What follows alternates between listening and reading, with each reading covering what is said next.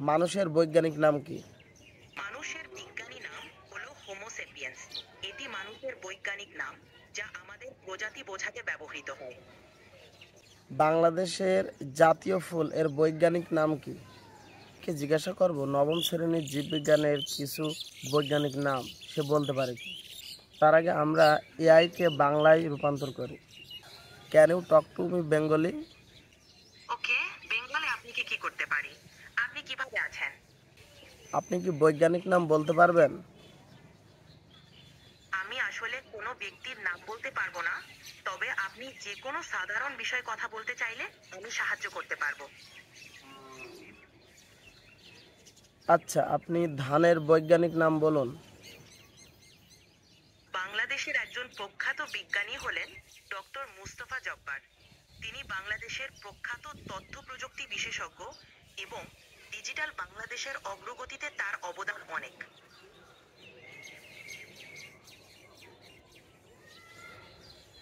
ধানের বৈজ্ঞানিক নাম।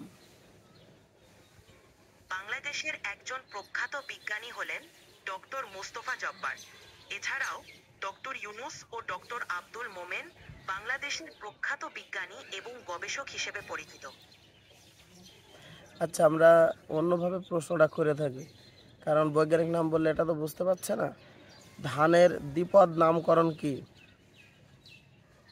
ধানের দ্বিপাদ নামকরণ করা হয়েছিল বাংলাদেশের প্রখ্যাত কৃষি বিজ্ঞানী ডক্টর মোহাম্মদ আব্দুর রাজ্জাকের নেতৃত্বে।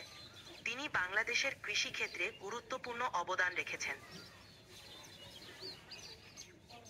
আচ্ছা, এটা যখন পাচ্ছে না আমরা আরেকটা যাই। ইলিশ এর অবশ্যই। ইলিশ এর বৈজ্ঞানিক নাম কি? ইলিশ মাছের বাংলা নাম ইলিশ এবং এটি একটি জনপ্রিয় মাছ, যা বাংলাদেশের মিঠা পানির নদীতে পাওয়া যায়। এটি একটি প্রিয় খাবার এবং বাংলাদেশের জাতীয় মাছ হিসেবে পরিচিত। আসলে এআই কিন্তু বৈজ্ঞানিক নামগুলো বলতে পারছে না, ওরা বুঝতেই পারছে না। আরেকটা ধরে দেখি, কোনো ব্যাং এর বৈজ্ঞানিক নাম কি? ফুলের বাদাম বা পিনাটসের বিজ্ঞানী নাম হলো আরাকিস হাইপোগায়া। এটি একটি জনপ্রিয় বাদাম যা অনেক দেশে চাষ করা হয়। আরশোলা এর বৈজ্ঞানিক নাম কি?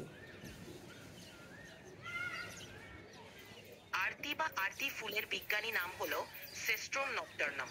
এটি একটি গন্ধযুক্ত ফুল যা রাতের বেলা ফোটে এবং তার গন্ধের জন্য পরিচিত। আরেকটা দেখি বলতে পারে কি, রয়্যাল বেঙ্গল টাইগার এর বৈজ্ঞানিক নাম কি? রয়্যাল বেঙ্গল টাইগারের বিজ্ঞানী নাম হলো প্যান্থেরা টিগ্রিস। এটি বাঘ প্রজাতির একটি উপপ্রজাতি এবং বাংলাদেশ সহ কয়েকটি দেশে পাওয়া যায়। এটা কিন্তু বলতে পেরেছে প্যান্থেরা টাইগ্রিস, এটা কিন্তু সঠিক। রয়্যাল বেঙ্গল টাইগারের বৈজ্ঞানিক নাম প্যান্থেরা টাইগ্রিস। এই একটাই বলতে পারলো। আবার আমরা দেখি যে বলতে পারে কি, মানুষের বৈজ্ঞানিক নাম কি? মানুষের বিজ্ঞানী নাম হলো হোমো সেপিয়েন্স। এটি মানুষের বৈজ্ঞানিক নাম, যা আমাদের প্রজাতি বোঝাতে ব্যবহৃত হয়।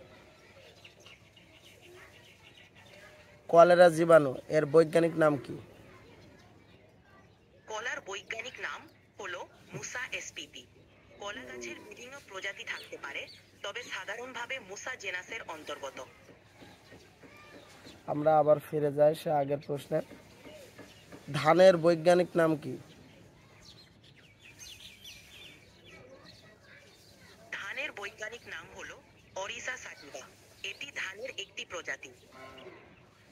ধানের বৈজ্ঞানিক নাম অরিজা স্যাটিভা, সঠিক উত্তর। আগে কিন্তু সে বুঝতে পারেনি, এবারে কিন্তু বুঝতে পেরেছে। আচ্ছা, আমরা আরেকটা জিজ্ঞাসা করি, পাটের বৈজ্ঞানিক নাম কি? পাটের বিজ্ঞানী নাম হলো কর্চুরোস ওলিটোরিয়াস। এটি একটি সাধারণ ফাইবার ক্রপ যা অনেক দেশে চাষ করা হয়। এটাও কিন্তু সঠিক বলেছে। পাটের বিজ্ঞানী নাম হলো কর্চুরোস ক্যাপসুলারিস। এটি পাট গাছের একটি প্রজাতি। হ্যাঁ, আমরা বলে থাকি আসলে কর্করাস ক্যাপসুলারিস। উচ্চারণের একটু ভিন্নতা থাকতেই পারে, কিন্তু সঠিক বলেছে। এআই কিন্তু এবার সঠিক বলছে। প্রথমবার কিন্তু এআই হেরে যাচ্ছিল। আচ্ছা, আরেকটা প্রশ্ন করি, শাপলা এর বৈজ্ঞানিক নাম কি? হাপলার বিজ্ঞানী নাম হলো চ্যান্না পাক্তাটাস। এটি একটি মিষ্টি পানির মাছ যা বাংলাদেশের বিভিন্ন নদী ও জলাশয়ে পাওয়া যায়। শাপলা ফুল এর বৈজ্ঞানিক নাম কি? হাপলা ফুল বা হাপলা গাছের বিজ্ঞানী নাম হলো হিপটেজ বেঙ্গালেন্সিস। এটি একটি ফুলের গাছ যা বাংলাদেশের কিছু অংশে পাওয়া যায়। বাংলাদেশের জাতীয় ফুল এর বৈজ্ঞানিক নাম কি? বাংলাদেশের জাতীয় ফুল হলো শাপলা এবং এর বিজ্ঞানী নাম নিমফেয়া নাউচালি বা নিমফেয়া স্টেল্লাটা। এটি বাংলাদেশের একটি নামফাইয়া পরিচিত নাউচালি, আমরা উদ্ভিদ। কিন্তু এটাই জানি। হ্যাঁ, যখন শাপলা বলেছে তখন বুঝতে পারিনি, কিন্তু বাংলাদেশের জাতীয় ফুল যখন বলেছে তখন বুঝতে পেরেছে। অর্থাৎ এআই কিন্তু প্রথমে না বুঝতে পারলেও পরে কিন্তু ভালোভাবে বললে অবশ্যই বুঝতে পারছে। খুবই গুরুত্বপূর্ণ একটা জিনিস। আমরা এবার জীববিজ্ঞানের অন্য টপিকস একটু যাই।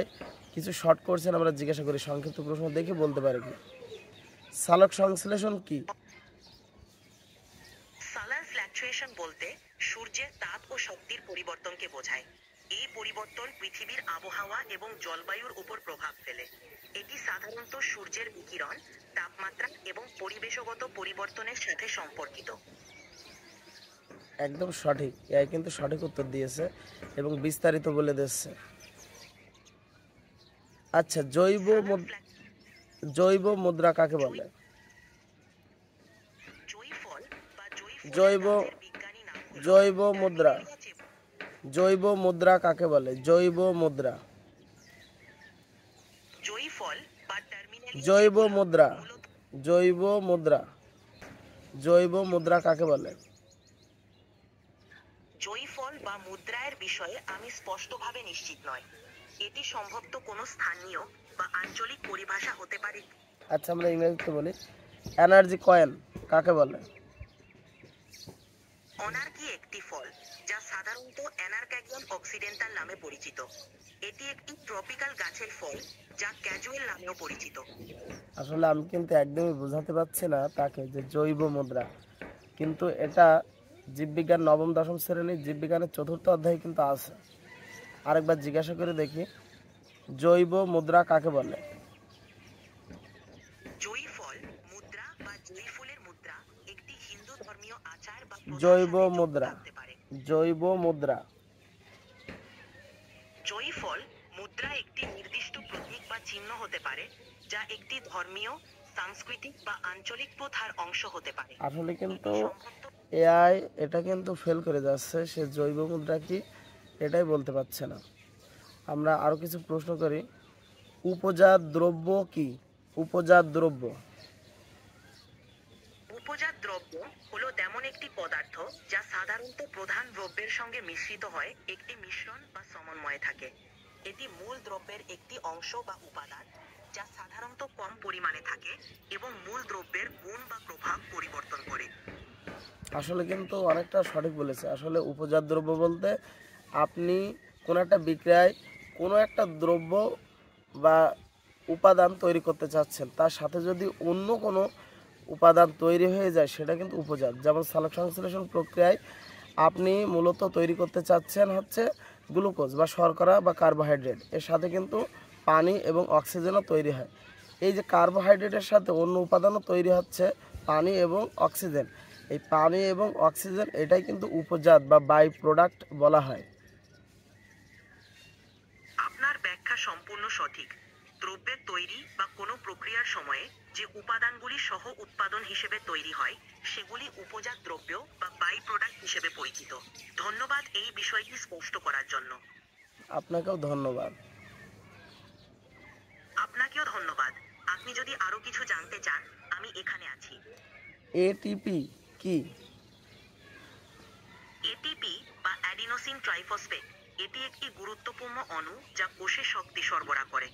এটি কোষের কার্যকলাপের জন্য প্রয়োজনীয় শক্তি সরবরাহ করে, যেমন পেশি সংকোচন, স্নায়ু সংকেত এবং রাসায়নিক প্রতিক্রিয়া। আসলে কিন্তু সঠিক।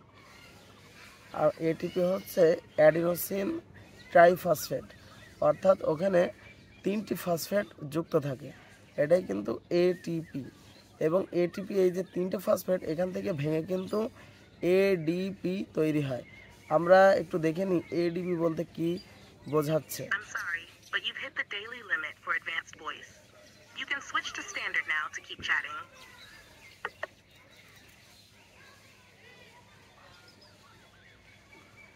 আসলে এর লিমিটেশন রয়েছে, একদিনে কিন্তু আপনি এই পর্যন্তই তাকে প্রশ্ন করতে পারবেন। আসলে এটা কেটে গেছে, কিন্তু আমরা আসলে বুঝতে পারলাম এআই কিন্তু অনেকটাই সঠিক উত্তর দিয়েছে। আসলে ভাষাগত দিক থেকে বাংলা ভাষা 100% আয়ত্তে আনতে পারেনি, কিন্তু আমি বলবো 80% কিন্তু আয়ত্তে এনেছে। কারণ আমরা যে প্রশ্নগুলো করেছি তার যেগুলো আয়ত্তে এনেছে সেগুলো কিন্তু প্রায় 80% উত্তর দিয়েছে। তার মানে বলতে পারি এআই কিন্তু সফল হয়েছে। আসলে আপনারা যদি এআই দিয়ে আরও কিছু প্রশ্ন করতে চান আপনারা কমেন্টসে লিখে দেবেন, এবং এআই দিয়ে বিভিন্ন নবম দশম শ্রেণীর বিজ্ঞান ভিত্তিক যদি প্রশ্নর ভিডিও আরও পেতে চান তাহলে অবশ্যই আমাদের চ্যানেলটি এখনও যারা সাবস্ক্রাইব করেননি তারা এখনই সাবস্ক্রাইব করে বেল বাটনটি বাজিয়ে দেবেন। আর যারা ফেসবুক পেজ থেকে দেখছেন তারা অবশ্যই ফলো দিয়ে যাবেন।